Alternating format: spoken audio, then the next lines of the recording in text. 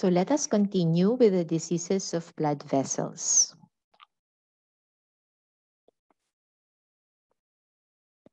When we're talking of vascular diseases of the kidney, we are supposedly be familiar with the term called nephrosclerosis. Nephrosclerosis is a term which denotes sclerosis of renal arterioles and small arteries.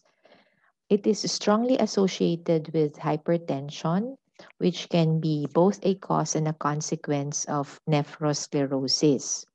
So, if you are considering nephrosclerosis in your patient, it is important that you have measurements of blood pressure. Blood pressure elevation is very important in the clinical history of your patient. Now, there are two processes which is responsible for the arterial lesion. One would be medial and intimal thickening. Medial and intimal thickening is a response to hemodynamic changes, like, for example, aging, genetics, diet, and can be a combination of factors. The second one would be hyalinization of arteriolar walls, which is caused by extravasation of plasma proteins through the injured endothelium and by increased deposition of basement membrane matrix. So the thickened walls are expected to have narrowed lumens. So the thickened walls are expected to have narrowed lumens, which will eventually lead to parenchymal ischemia. The ischemia will lead to glomerulosclerosis and chronic tubulointerstitial injury, which may produce a reduction in the functional renal mass. Now, if you're going to look at the kidneys, they are either normal in size or moderately reduced in size. The average weight is around 110 to 130 grams. And as you can see in the image, there is fine granularity that resembles a grain leather appearance of the external surface. The loss of mass is due to cortical scarring and shrinking.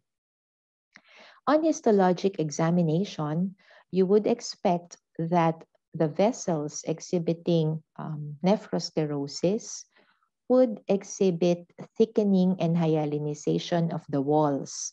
If you will remember, in the first part of the topic, I was talking about hyaline change, which means that the walls of the blood vessel became more eosinophilic. So the finely granular surface on external examination, and as I have mentioned, the thickening of the wall is expected to lead to narrowed lumen and eventually may lead to parenchymal ischemia. Now, there are other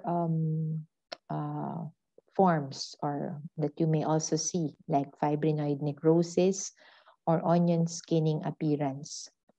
The ischemia is expected to have tubular atrophy and interstitial fibrosis as common accompaniment, and also glomerular alteration. So, do not forget, in here, you have to check for the blood pressure. They are often hypertensive. In particular, they belong to three groups of patients. Let me put that back. They are usually of African descent. As I have mentioned, the blood pressure needs to be monitored. Secondary underlying disease, one of the most common would be diabetes.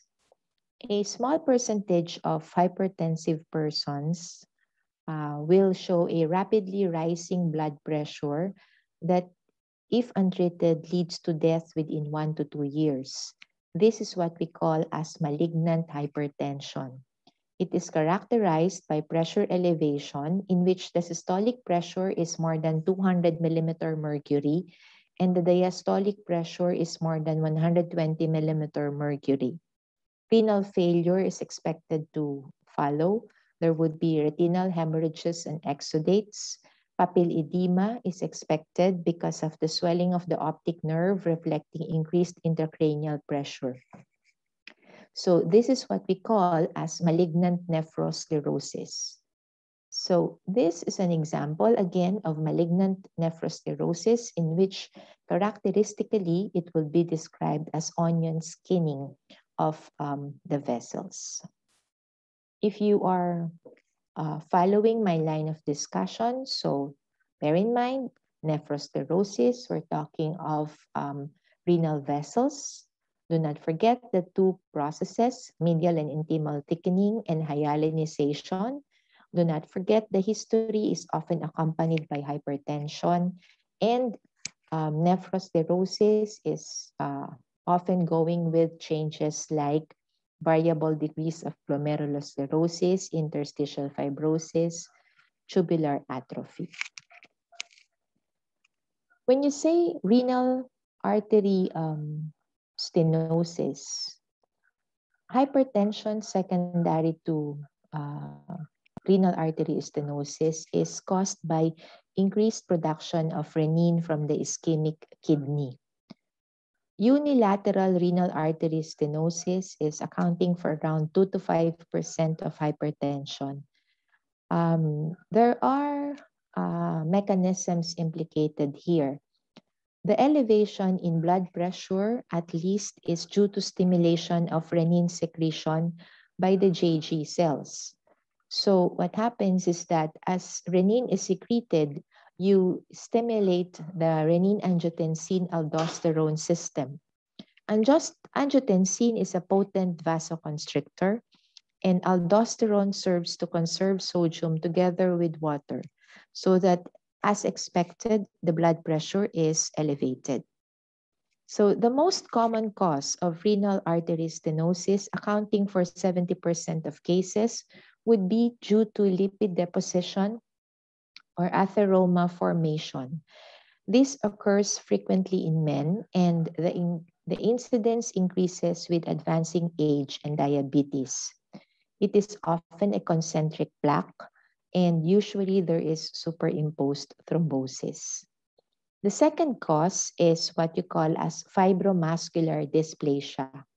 This is an abnormality wherein you have fibrous or fibromuscular thickening that may involve the intima, media, and adventitia of the vessel. This is more common in women and tend to occur in younger age group, particularly in the 30 to 40 age bracket. So what happens is you end up with ischemic kidney, and eventually it may lead to what we call as diffuse ischemic atrophy. Now, another thing that was discussed under blood vessel is what we call as thrombotic microangiopathies. It encompasses a spectrum of diseases as enumerated. You have the typical HUS, the atypical HUS, and thrombotic thrombocytopenic purpura. HUS and TTP are caused by diverse insults. The bottom line is you form thrombi in the capillaries and the arterioles, including that of the kidney. When you say typical HUS, okay, so you have these processes going together for the three subtypes. Let us first discuss the first one, which is endothelial injury. So endothelial injury in the typical epidemic classic type of HUS, which is expected to be diarrhea positive, the trigger for endothelial injury and activation is usually a Shiga-like toxin. While for inherited forms of atypical HUS, the cause of the endothelial injury is excessive or inappropriate activation of the complement. It causes platelet activation, and eventually you end up with thrombosis in the microvascular bed. Secondly, we have platelet aggregation. In contrast to HUS, in TTP, the initiating event appears to be platelet aggregation induced by large multimers of von Willebrand factor. There is usually a deficiency of ADAM TS13, which is a plasma protease that cleaves von Willebrand. This deficiency causes autoantibodies that are inhibiting ADAM TS13 function. There is chronic relapsing and remitting form of TTP associated with inherited deficiencies, and eventually it may end up with platelet aggregation, thus forming the thrombi. So, as it is occluded, of course, you are expecting obstruction, eventually ischemia. So, when you say typical HUS, these are some of the things that you have to ask among your patient. One, do you have diarrhea as a manifestation? Why? Because it is most frequently associated with consumption of food contaminated by bacteria producing a Shiga-like toxin. Number two is what you call as atypical HUS, or your non-endemic, non-epidemic, diarrhea negative hemolytic uremic syndrome. This is caused by a mutation of or autoantibodies which targets complement-regulated protein. This causes endothelial injury, including antiphospholipid antibodies. It is often seen on the background of pregnancy, immune complex diseases like lupus, scleroderma, malignant hypertension. It is characterized by inherited or acquired deficiency of ADAM TS13. That's your atypical HUS. For SLE, the antiphospholipid antibody syndrome can either be primary or secondary to SLE. Complication of pregnancy, as I have mentioned, this is what often leads to what we call as postpartum renal failure. And eventually, it has been proven to have a grave prognosis. So this is something that we would not want to happen to our patients who just delivered. When you say TTP, or thrombotic thrombocytopenic purpura, it is classically manifested by fever. You'll have neurologic symptoms, microangiopathic hemolytic anemia, thrombocytopenia, and renal failure. The most common deficiency, as I have written it here, is due to deficient ADAM TS13 activity.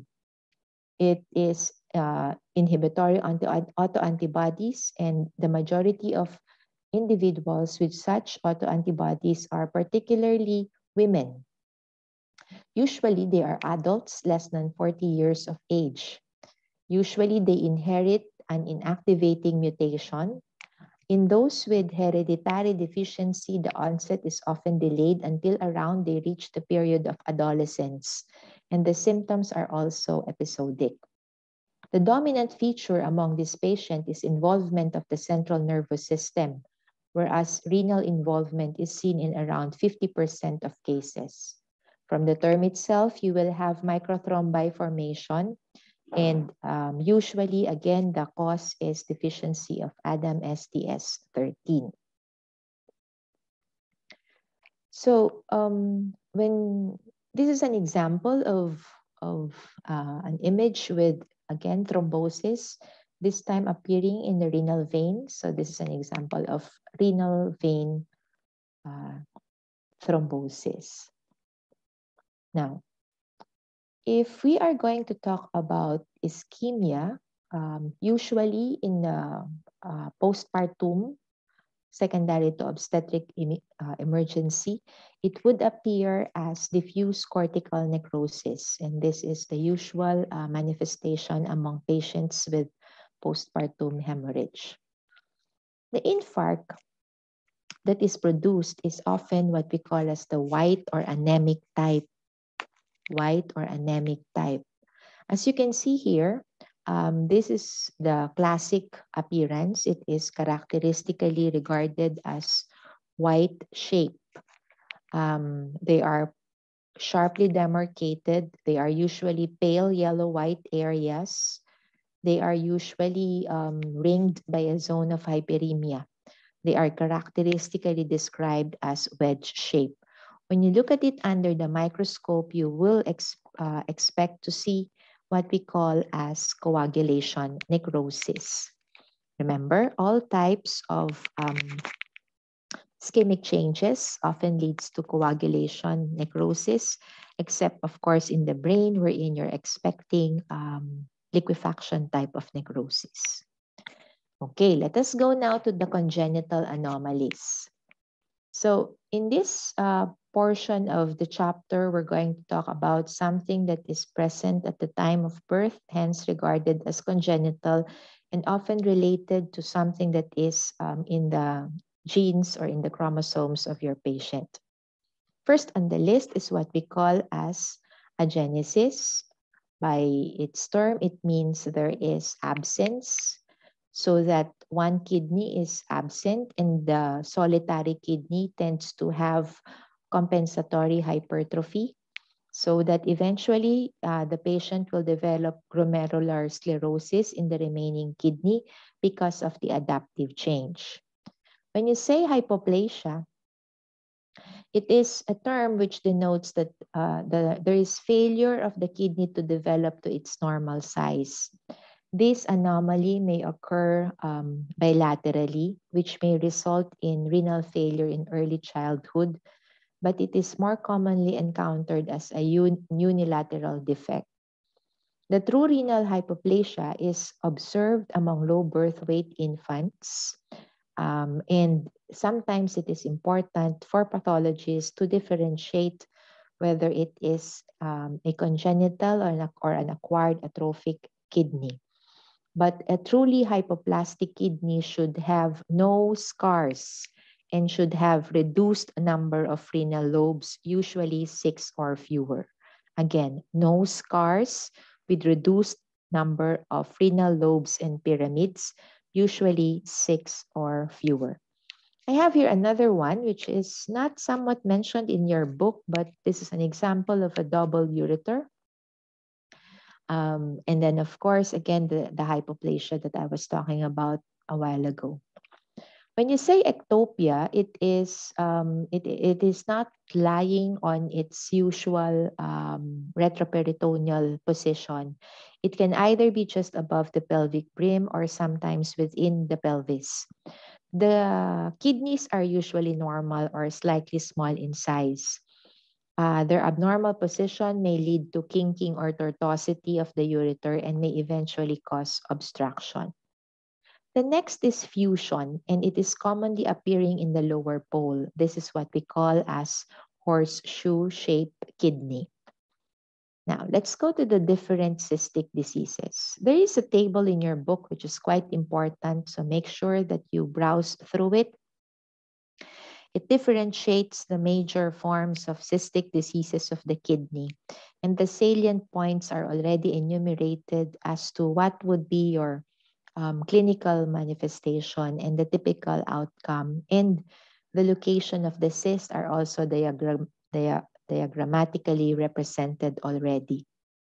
So, what is the problem with cystic diseases of the kidney?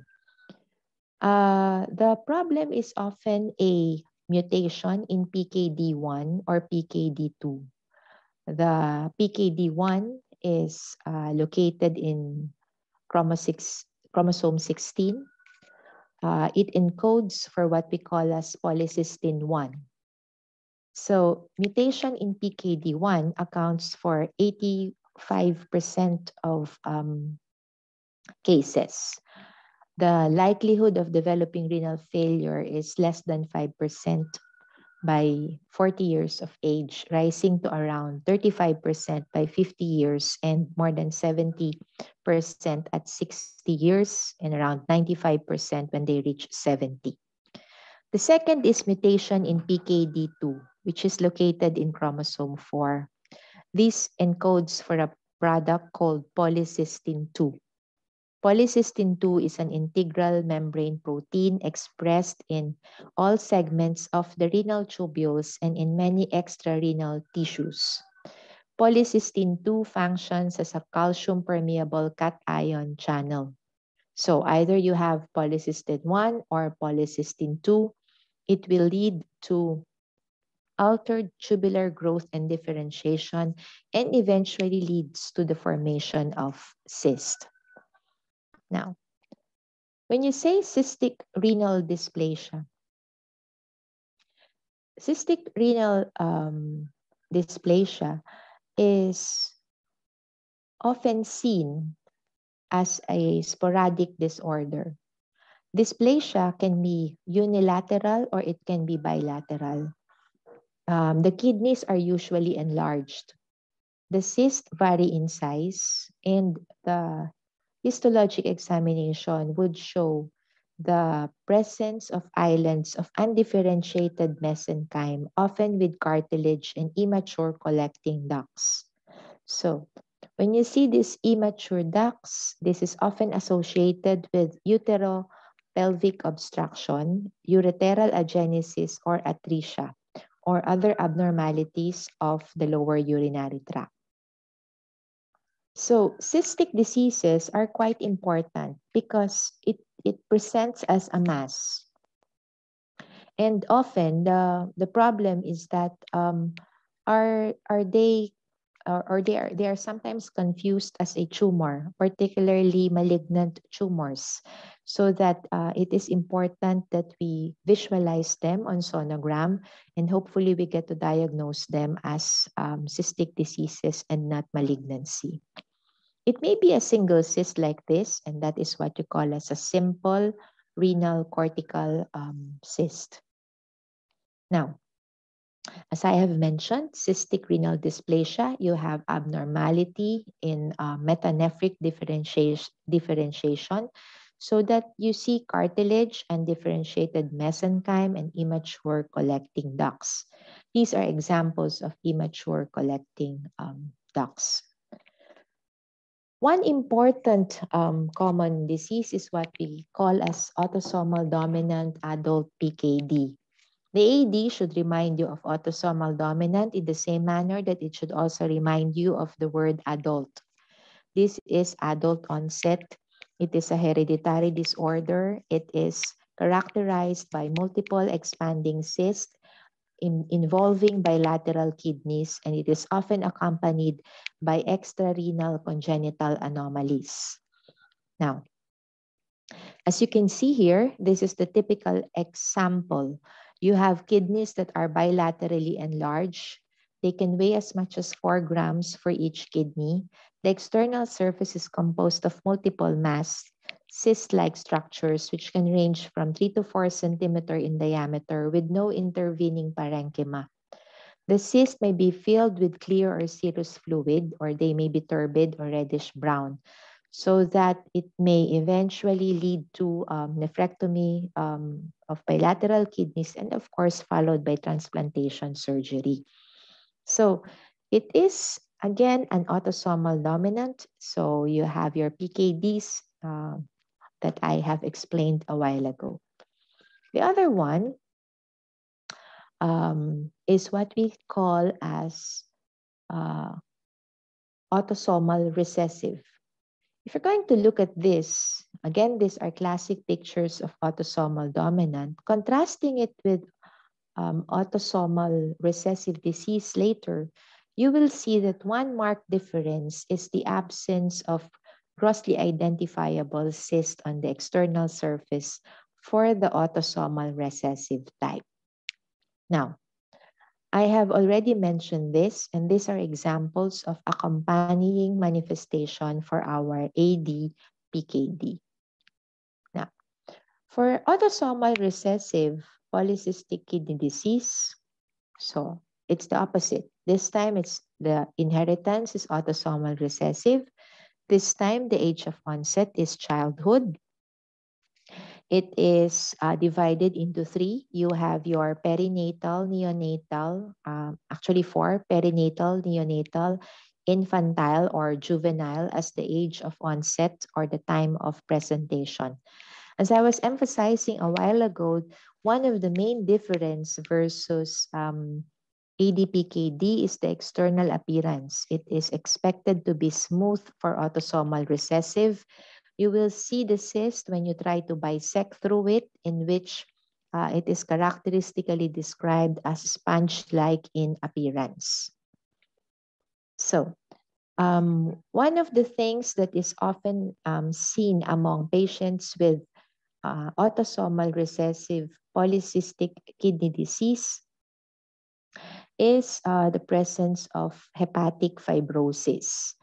This is usually regarded as congenital as well. Hepatic disease is a predominant clinical concern. Patient may have portal hypertension with splenomegaly. So again, sponge-like appearance, characteristic of autosomal recessive.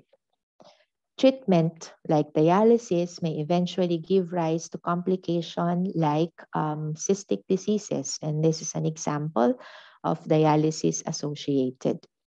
The problem is sometimes it may also yield to the growth of a mass. As you can see here, the mid portion is an example of a tumor. Sad to say, that's a renal cell carcinoma. So the other group is focused on the diseases that are confined in the renal medulla, and these are the different types. So when you say medullary sponge kidney, it is restricted to cystic dilatations of the collecting ducts, as the term implies, in the medulla. It usually occurs in adults, and renal function is usually normal. The papillary ducts in the medulla are expected to be dilated, and that is where you will see the cyst. When you say nephronophthisis, this is a group of progressive renal disorders characterized by a variable number of cysts in the medulla, but is usually concentrated at the corticomedullary junction. So that's the difference. The cortical tubulointerstitial damage is the cause of eventual renal insufficiency. It may be sporadic, non-familial, it may be familial, which is the most common, and it may be associated with renal retinal dysplasia. The next one would be your adult onset medullary cystic disease. From the term itself, this is something that again is focused on the medulla and usually comes in when the patient reaches around 40 to 50 years of age. So let's see some images. So this is an example of medullary sponge kidney. Nephronophthisis, I have already enumerated this a while ago. And of course, the different manifestation expected is pertaining to the work of our tubules. Okay, let's go now to the chapter of obstructive uropathy. And the first on the list would then be stones. Urinary calculi will cause obstructive lesions of the urinary tract, and eventually it may totally occlude it and cause cystic lesions as well. So this is a typical example of stones impacted in the renal parenchyma. So the problem with urinary tract obstruction is, as I have said, it may cause dilatation, and particularly if you have dilatation of the pelvis and the calyces, this is what you termed as hydronephrosis. The stones, as it descend, okay, will eventually cause a renal colic or pain. As I have mentioned, as it gets to be impacted, it may lead to hydronephrosis, which simply means that your renal pelvis and the calyces are dilated and usually associated with progressive atrophy of the kidney, and of course, leading to obstruction of flow of the urine. So, do not forget the term hydronephrosis. Sometimes the stones can be as big as this, and this is actually what you call as staghorn calculi. It leads to dilatation of the pelvis, hydronephrosis, and eventually it may lead to cystic transformation of the kidney, as you can see here, which may eventually warrant nephrectomy. So there are different causes of urinary tract obstruction. Stone is just one of them. And these are all enumerated in your book, the different causes of obstructive uropathy. When you say hydronephrosis, as I have been saying, this implies renal dilatation of the pelvis and its calyces. So There are four main types of calculi, the most common of which is calcium containing. And then you have, of course, the other types as it is enumerated. You have triple stones, uric acid, and cysteine. Now, that is an example of an impacted stone. As I have said, eventually it may transform the mass or the kidney into cystic-like masses. Now, let's go to obstruction, this time secondary to tumor. Tumors of the kidneys are divided into two groups. You have the benign and you have the malignant. The typical example of benign are enumerated on the left side, as you can see, and the first entity is what we call as renal papillary adenoma. They are usually arising from the renal tubular epithelium and are commonly comprising around 7 to 22% found incidentally on autopsy. They often give a papillary configuration, hence the term renal papillary adenoma. The most renal cancer is sporadic, but unusual forms of autosomal dominant familial cancer also occur.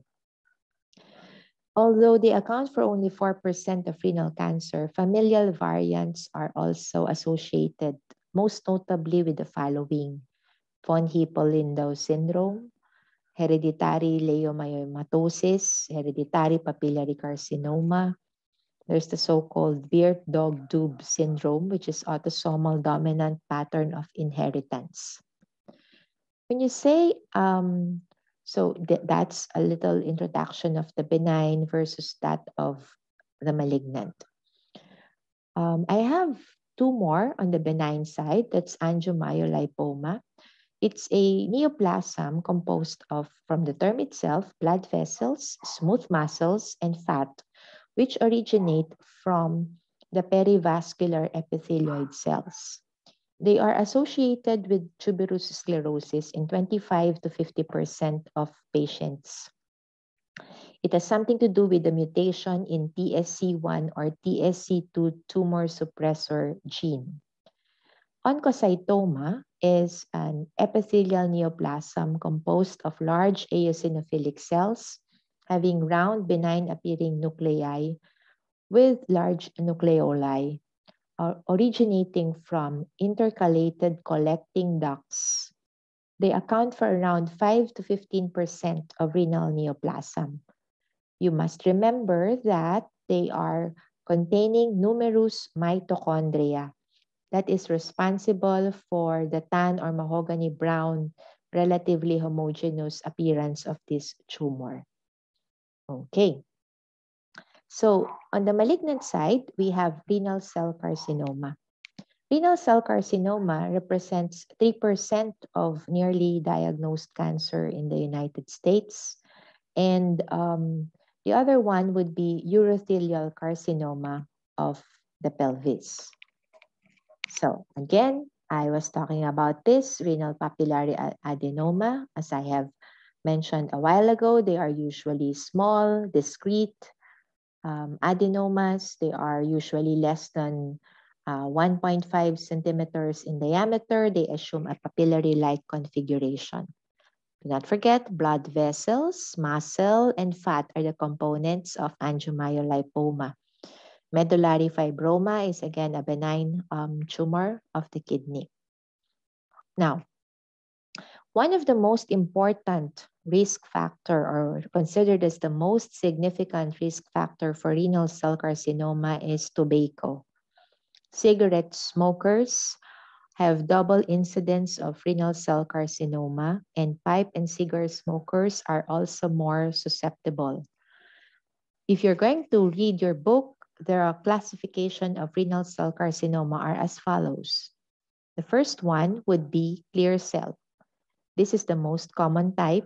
It is around 70 to 80% of cases. It can be familial. It is usually associated with what I have said a while ago, von Hippel-Lindau for hereditary type.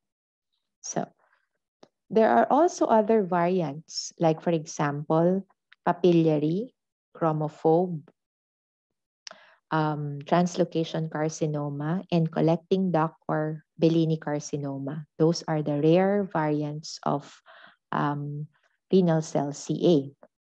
Papillary carcinoma is around 10 to 15% of renal cancers. From the term itself, you're expecting papillary growth pattern. It is usually associated with deletions involving the short arm of chromosome 3, trisomy 7, and 17, and loss of Y in male patient in some sporadic forms. The chromophobe carcinoma is around 5%. From the term itself, it is characteristically giving you pale eosinophilic cytoplasm. They tend to grow apparently like oncocytoma from intercalated cells of the collecting ducts. Sometimes it is very difficult to distinguish it from oncocytoma. The next would be translocation carcinoma, which is often occurring among young patients. The translocation is TFE3 gene located at chromosome X. So the neoplastic cells consist of clear cytoplasm with papillary architecture. The last is what we call as Bellini duct carcinoma, around 1%. They arise from collecting ducts in the medulla, and it is also associated with deletions, chromosomal losses. The malignant glands are often exhibiting fibrotic stroma, particularly located in the medulla. So that's a simple description of each of the types. So the next one would be urothelial carcinoma. Well, urothelial carcinoma are often occurring at the or originating from the urothelium of the renal pelvis. They are usually clinically apparent within a relatively short time because they lie within the pelvis, and usually they tend to fragment and eventually cause hematuria. So usually the presentation of your patient would be hematuria. If they block the flow, just like stones, they may cause hydronephrosis and eventually lead to flank pain among your patients. So, as I was saying, hematuria, hydronephrosis, and flank pain. So this is an example of urothelial carcinoma. This is basically occurring in the bladder, and then this one is particularly at the area of the pelvis, and eventually encroaching into the adjacent renal parenchyma. So infiltration of the walls of the pelvis and the calyces is very common, so that the reported 5-year survival rate ranges from 50 to 100% for low-grade, non-invasive, to 10% with high-grade invading or infiltrating tumors. So that ends my 3-part lecture for renal pathology. Please read your book. Everything is basically in the book. I have released the recordings as well. If you would want a copy, it's in Moodle. I will also put there the copy of the PowerPoint presentation. Thank you very much for your kind attention.